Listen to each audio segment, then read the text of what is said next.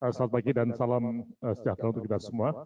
Pertama-tama terima kasih atas kepercayaan kami untuk sedikit banyak nanti juga akan memberikan semacam pemahaman ya lebih lanjut mengenai apa yang disebut sebagai riset kebijakan. Nah, jadi dari para peserta yang ada di webinar, ada sebagian yang ada di dosen ya, sebagian di peneliti, dan di sini juga ada banyak peneliti muda, dosen muda yang saya lihat dari latar belakang sebagian besar dari Fakultas Kesehatan.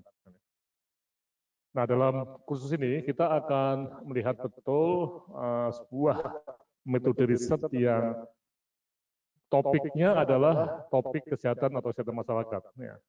Tapi metodenya itu nanti akan banyak menggunakan pendekatan yang berasal dari Fakultas Ilmu Sosial Politik.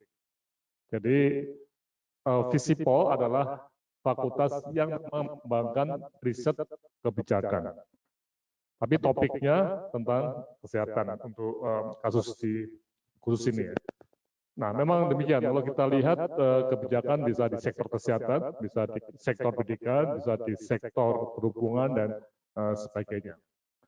Nah, khusus untuk sektor kesehatan itu Kementerian Kesehatan juga sudah mengembangkan apa yang disebut sebagai analis kebijakan ya, sebuah profesi baru yang menarik ya, di mana seorang analis itu menggunakan model pendekatan yang berasal dari LAN ya, lembaga aparatur negara ya, LAN. Nah, LAN sendiri itu tentunya menggunakan metode yang sama dengan apa yang kita bahas, dan kita juga menggunakan buku LAN untuk kursus ini. Nah, sehingga dari kombinasi ini kita di sektor kesehatan dengan ilmu dari Visipol, harapan dari kursus ini tentunya akan mengembangkan mutu kebijakan di sektor kesehatan mulai dari penyusunan agenda, perumusan kebijakan, monitoring kebijakan, kemudian sampai evaluasi kebijakan. Nah, ini yang akan kita bahas selama berapa kali ke depan, dan juga nanti akan disambung dengan berbagai macam follow up ya. Jadi kalau kita lihat modul yang ada di sini masih modul yang modul penelitian kebijakan ya.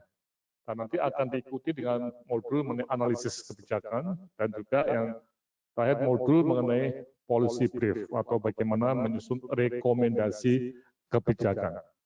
Nah, jadi ini suatu kursus yang cukup panjang dan menggunakan model blended learning, bisa datang di sini tatap muka ataupun di tempat yang jauh, dan kami berharap semoga nanti para peserta juga bisa langsung mengaplikasikan dengan topik riset yang ada. Sebagian dari Anda adalah mitra UGM yang sedang mengembangkan riset mengenai evaluasi kebijakan JKN, dan yang sekarang kita tahu persis tiba-tiba MA mengeluarkan pembatalan kenaikan tarif. Nah, ini bagian penting dari apa yang kita sebut sebagai proses kebijakan yang penuh dengan dinamika yang mungkin tidak bisa kita prediksi. Juga kebijakan mengenai surveillance penyakit termasuk coronavirus ini juga bagian penting dan apa yang kita sebut sebagai aplikasi ilmu kebijakan di sektor kesehatan. Oke, nah nanti untuk isinya nanti akan diberi oleh Bu Sita yang akan menerangkan mengenai tujuan detailnya, dan juga ada teman-teman dari Visipol ya, Bu Ambar ya yang akan datang di sini.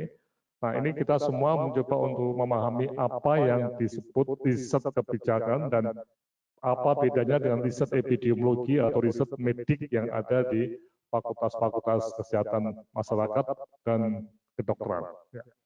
Saya kira ini apa yang bisa saya sampaikan, dan yang penting juga nanti pada bulan Oktober nanti akan ada Forum Nasional Kebijakan Kesehatan Indonesia, dan kami berharap para peserta ini dapat mengirimkan paper ke sana untuk menjadi pemakalah di Forum Nasional Jaringan Kebijakan Kesehatan Indonesia.